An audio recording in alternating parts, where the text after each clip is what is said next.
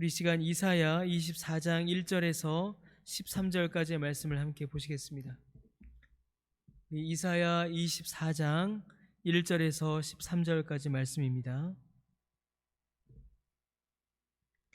우리 이사야 24장 1절에서 13절까지 우리 한 절씩 나누어 읽도록 하겠습니다. 한 절씩 나누어 읽습니다.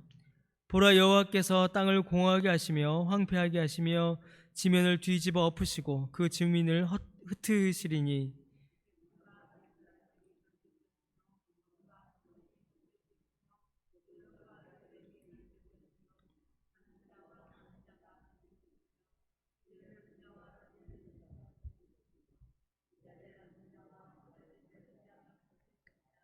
땅이 온전히 공허하게 되고 온전히 황무하게 되리라. 여호와께서 이 말씀을 하셨느니라.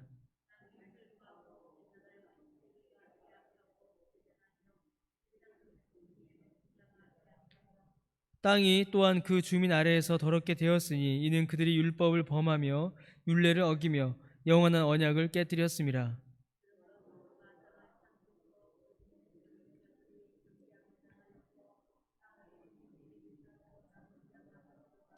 새 포도즙이 슬퍼하고 포도나무가 쇠잔하며 마음이 즐겁던 자가 다 탄식하며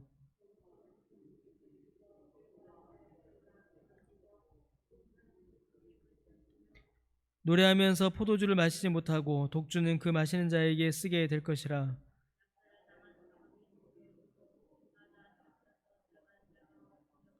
포도주가 없으므로 거리에서 부르짖으며 모든 즐거움이 사라졌으며 땅의 기쁨이 소멸되었도다.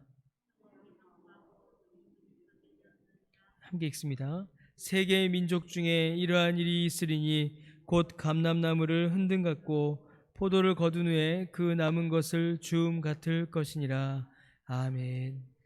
오늘 본문에서는 하나님께서 율법을 범하고 율례를 어기며 하나님과의 언약을 깨트린 이 땅의 사람들, 또 이 땅을 심판하시는 모습이 기록되어 있습니다. 참 너무나 두렵고 또 무섭고 공포스러운 또 고통스러운 그런 심판의 모습을 우리가 볼 수 있습니다. 여러분, 창세기 1장 2절을 보시면 하나님께서 개입하시기 전, 곧 하나님께서 창조의 역사를 행하시기 전에 땅은 혼돈하고 공허하며 흑암의 깊음에 덮여 있었습니다. 그러나 하나님께서 개입하시고 창조의 역사를 이루어 가시자 만물이 자리를 잡았고 질서를 가졌으며 충만하여졌고 빛 가운데 그 존재의 의미와 가치를 가지게 되었습니다. 여러분, 오늘 본문을 보시면 바로 그 창조의 하나님께서 그리고 자신께서 지으신 땅을 심판하심을 볼 수 있습니다. 그 심판으로 인하여 땅이 받는 고통은 하나님께서 개입하시기 이전의 상태와 같습니다. 하나님께서 심판하시면 땅은 공허해지며 황폐해지고 질서를 잃어버려 모든 것이 뒤집어지며 의미와 가치를 상실하고 사람들이 흩어져 버립니다. 여러분, 우리는 1절 말씀을 잘 이해해야 합니다. 이는 물리적, 가시적 현상만을 기록하는 것이 아닙니다. 하나님께서 심판하실 때에 정말로 이 땅 위에 엄청난 혼란과 어려움, 고통이 닥칠 것입니다. 또 물리적으로, 가시적으로 이러한 공허함과 혼란과 고통이 일어나게 될 것입니다. 그러나 여러분, 1절의 표현들을 우리가 잘 보면 이 내용들은 방금 말씀드렸던 것처럼 하나님께서 창조의 역사를 이루시기 이전의 모습임을 볼 수가 있습니다. 여러분, 가장 큰 고통, 가장 큰 비참함은 하나님께서 더 이상 간섭하지 않으시고 버려두시는 것입니다. 땅이 무너지고 혼돈해지며 고통에 빠지는 것보다 더 큰 고통, 더 큰 어려움, 더 큰 혼돈, 더 큰 괴로움은 하나님께서 하나님의 은혜와 사랑과 관심을 더 이상 주지 않으시고 버려두시는 것, 여러분, 그것이야말로 가장 큰 고통입니다.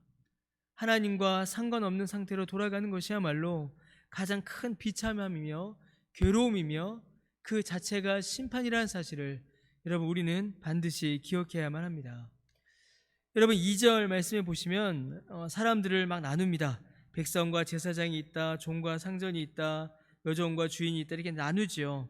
여러분, 이것은 사람들이 만들어 놓은 여러 제도입니다. 여러 제도와 구조를 만들어서 사람은 스스로의 자리와 또 안위를 도모해야 했습니다. 백성들보다는 제사장이 종보다는 상전이, 여종보다는 여주인이, 빌려주는 자보다 빌리는 자보다는 빌려주는 자가 더 잘 살 것이고 더 안전할 것이고 더 평안할 수 있다라고 사람들은 생각하여서 여러 가지 제도와 여러 가지 방법들을 만들어내지요.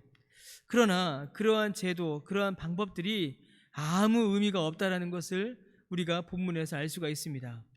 하나님께서 심판하시면, 하나님께서 그 은혜의 손을 거두시면 아무리 우월한 자리에 있고 아무리 좋은 제도를 만들고 아무리 사람들에게 인기 있는 편에 선다 하여도 아무런 의미가 없다라는 것입니다. 하나님의 은혜가 없이는 그 어떤 것도 우리의 미래를 보장하지 못합니다. 여러분, 7절과 8절에 보시면 사람들이 즐거워하던 포도주가 있고 또 사람들이 기뻐하던 포도나무가 있다라고 되어 있습니다. 그러나 그 포도주도 사라지고 그 포도나무도 사라지고 즐겼던 술도 독주가 되어서 오히려 괴로워지게 되고 이렇게 기록이 되어 있지요. 사람들이 아무리 즐거움과 기쁨의 거리들을 만들고 그것들을 즐기고 소중히 여겨도 하나님 없이는 아무것도 아니라는 것입니다. 여러분, 사람들이 만들어 놓은 수많은 제도, 또 수많은 어떤 방법들, 수많은 어떤 길들이 있습니다. 그것으로 사람들이 자기의 인생을 도모하고 미래를 도모하고 인생의 안전을 추구하게 되죠. 또 인생에서 많은 것들을 통하여서 즐거워하고 그것으로 위로를 삼고 그것으로 안위를 삼고 그것을 기뻐합니다. 그러나 사랑하는 성도 여러분, 우리가 만약에 하나님을 떠난다면, 반대로 하나님께서 우리를 버리신다면, 하나님과 함께하지 않는다면 그 어떤 것도 우리의 미래를 도모하지 못하고 그 어떤 것도 우리의 기쁨과 즐거움이 될 수 없다라는 것입니다. 하나님을 떠나는 것이야말로, 하나님과의 관계가 끊어지는 것이야말로 우리에게 닥치는 가장 큰 심판이며 위험이며 두려움인 것입니다.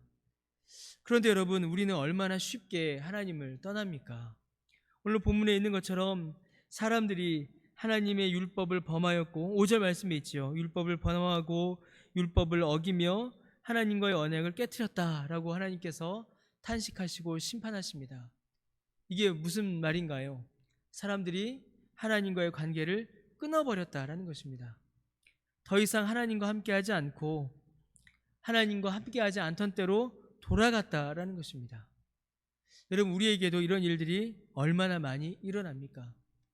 하나님의 말씀을 덮어버리고 하나님의 말씀보다는 세상의 말들, 다른 말들의 귀를 기울일 때가 얼마나 많이 있습니까? 기도를 중단하여 하나님의 도우심을 의지하기보다는 내 힘과 세상을 의지할 때가 얼마나 많이 있습니까? 하나님의 말씀에 순종함으로 우리의 삶을 만들어 가기보다는 그냥 내 뜻과 내 계획과 내 생각으로 내 삶을 일구어 갈 때가 얼마나 많이 있습니까? 하나님과의 동행보다는 하나님과 함께하지 않음을 기뻐하고 즐거워할 때가 우리에게 얼마나 많은지 모릅니다. 그러나 그 모든 일들은 기쁨도 즐거움도 복도 아닙니다. 오히려 화이며 고통이며 슬픔이며 심판인 것입니다. 사랑하는 성도 여러분, 하나님과 함께함이 우리의 복이며 참된 은혜입니다. 이 사실을 꼭 기억하시고 주님과 함께 늘 동행하시기를 주님의 이름으로 축원합니다. 우리 힘으로 못하지요. 우리 힘으로 안 됩니다. 우리는 늘 하나님을 떠나려고 하고 하나님을 잊으려고 합니다. 하나님의 말씀을 덮으려고 하죠. 그래서 예수님께서 육체를 입으시고 우리 가운데 계신 것입니다. 임마누엘, 우리와 함께 하신 하나님으로 예수님께서 오신 것이지요. 그리고 예수님께서 승천하시고 우리를 버려두지 않으시고 우리 안에 성령을 또한 부어주셨습니다. 성령 하나님께서 우리 안에 함께 계시죠. 그래서 하나님은 늘 우리와 함께 계십니다. 성령의 충만함으로 예수님과 함께 하나님의 은혜 가운데 동행하시는 저 여러분 우리 모두 되시기를 주님의 이름으로 간절히 축원합니다. 함께 기도드리겠습니다. 하나님의 말씀을 외면하는 것이, 하나님과 함께하지 않는 것이 우리에게 화요, 심판이요, 고통인데 우리가 그것을 알지 못하고 살아갈 때가 얼마나 많이 있는지요.